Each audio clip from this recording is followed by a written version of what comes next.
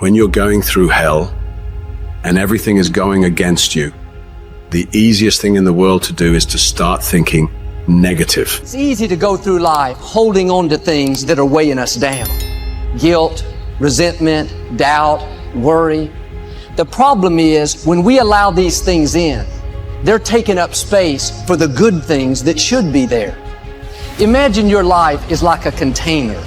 You were created to be filled with joy, peace, confidence, creativity. But if you allow worry in, it pushes out the peace. There's not space for both. You can't go above 100%. You have a limited amount of room. If you allow guilt to take up space, that's space that you don't have for the confidence you need. Most people will let their present physical results control their way of thinking. They're emotionally involved in it. They think it's an accident that the same results keep reoccurring. That's no accident.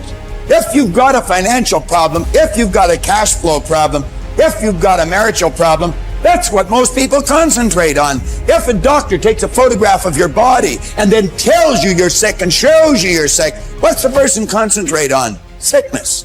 What's the photograph prove? The photograph proves that the person has been concentrating on something wrong to move their body into that vibration. What should they do? They should ask for help. Where does it come from? There's only one source, and they see perfect health, or they see prosperity. But the cynics don't believe this. And it's a strange thing, the cynics don't get results either. Quit letting your present results control your thinking. Don't let life change your name. Don't let it change your name. Don't you be nasty just because they're nasty. Don't you be hateful just because they're hateful. Don't you be vengeful just because they're vengeful. Don't lose yourself in your situation. Don't let your situation eat up yourself. You've got to get grounded. You've got to train your mind to serve you. Meditation is one of the ways in which you can do that. Reading is one of the ways that you can do that. Listening to music is one of the ways that you can do that. Exercise is one of the ways in which you can do that. Things that you can do to still your mind, to clear your thoughts so you can think. Change the way you see yourself and begin to tend to the personal details. If you trust yourself, if you believe and don't doubt in everything in you, you can do it. You can do it. When you say a situation, a person is hopeless, you're slamming the door in the face of God. There's no guarantee that because somebody is now down on their luck, they can never come back. Who can guarantee that you can't make, that you can't have your dream? All we need to do is we look at our dreams. As we get ready to hit the floor, I'm blessed and highly favored. Don't let circumstances turn you around. Don't let hard times turn you around. Whatever you're experiencing, you know that this too shall pass. That you have the ability to make it happen. Why? You got a sense of entitlement. I deserve this, and whatever I have to do, I'm willing to step up and to face life and grab it in a collar and say, give it up, because it's mine. People think there is something called as negative thought and positive thought. They want to remove the negative thoughts and have only positive thoughts. For such people, I would ask them to just experiment for 10, 15 seconds. Let them forcefully remove one thought from their mind. For example, next 10 seconds, just don't think of a monkey. Try not to think of a monkey for next 10 seconds. You will see, you will be full of monkeys. So what I am saying is, this is the nature of your mind, because in this mind, all the three pedals are throttle. There is no brake, there is no clutch. Whatever you touch, it will only go faster. In this kind of mind, people have been taught from moral teachers and religious teachers, do not think about bad things. Well, since then, it's been a full-time job. So there is no way you can handle the mind like this. This doesn't need any great enlightenment. If you spend 2 minutes with your eyes closed, you will realize you cannot do anything forcefully with this mind. So, I want to remove negative thoughts. Do not ever go in this direction, because what you want to remove will become your quality. Always you will be on it. So, what should I do? The thing is this, without understanding the fundamental mechanism of this mind, because our mind, human mind, is the most sophisticated computer on the planet. Even all the supercomputers have come out of this. When this is the case, Is it not important that we understand the mechanics of how it functions? One simplistic aspect of how it functions is there are no subtractions and divisions in our mind. There is only addition and multiplication. If you try to do something with it, it will say one more. If you try hard, it will multiply into many more. In this mind, you don't try to identify what is positive, what is negative, and try to remove it. First of all, one needs to understand this mind of yours. This body of yours is supposed to serve you. The life that you are is important. Body and mind are vehicles that must serve us. If you sit in a vehicle, it must go where you want to go. If it goes to its own destination, what is the point of such a vehicle? It's just a nuisance. Right now, most human beings are unfortunately experiencing this fantastic possibility of human mind as a nuisance, as a troublesome thing. Well, this is the most beautiful thing you have. There is something called as you which exists. This is not a composite of all your thoughts and emotions and physiological processes. Beyond that, there is you. If you close your eyes, even if you cannot see anything, you're still there. It is through the window of your eyes that you are looking out. But if you close your eyes, it doesn't mean that you don't exist. You still exist. So beyond your thought, you still exist. Beyond your emotion, you still exist. So that you, the life that you are, this has to come into your experience. Why is it that you're not allowing that to come into your experience, which is the most significant aspect of who you are? Who you are right now, the most significant aspect is you and me are alive right now. This is it. What I'm thinking, what you're thinking is not the important thing. We are alive right now. That is the important thing. So it is important that you focus on this fundamental sense of aliveness within you. And then you will see there is a natural distance between you and your thought process. Once there is a distance between your psychological process and your physiological process, this is the end of suffering.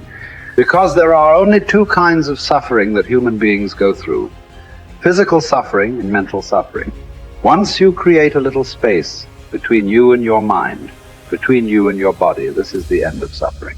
This is something every human being has to experience and know, otherwise thinking, I will just remove negative thoughts and I will have positive thought. All the best, it's not going to work. 100% it's not going to work, because nobody can remove it. They can avoid it for some time. So when negative thoughts come, you say whatever you want, but this is just avoiding, it's not gone. The moment you stop that, it will pop back with great force. Otherwise, it will come back in your dreams.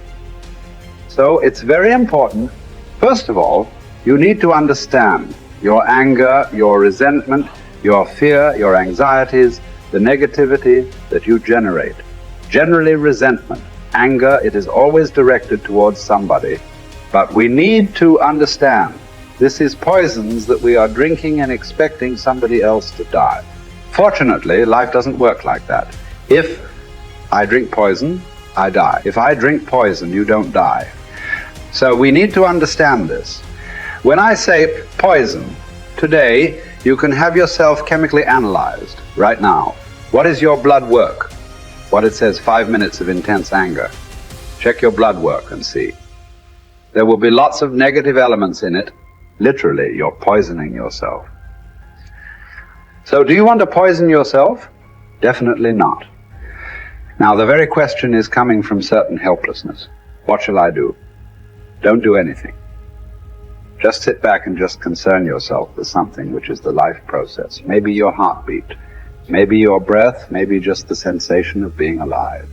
Depending upon how sensitive or how perceptive you are, accordingly, find something. It could be a sensation in the body, it could be breath, it could be heartbeat, it could be anything, something which indicates life to you. Just pay attention to that for some time. Slowly, you will see there is a distinction between what is you and what you have gathered, which includes both your physiological and psychological possibility or mess, whatever you've made out of it. You're not bright enough. You waited too late. You should have started younger. Those are the kind of voices that we all live with. For me, our ministry was growing. We lived in a nicest house we'd ever had. Driving a nice car, living from paycheck to paycheck, making it. Every night, I lay down at night, I hear the voices. Those voices are the kind of voices that stop you from buying into your own life.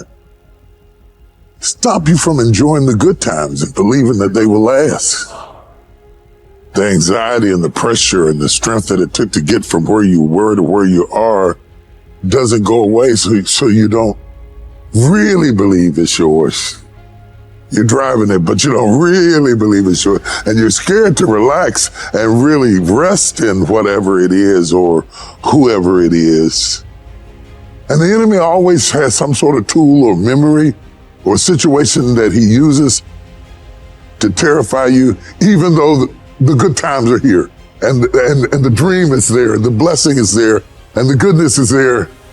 But there's always this haunting, nagging defiance that says, don't you relax. You're not worth it. You don't deserve it. And it's not going to last. Resting in what God has done is often more difficult than receiving what God has done.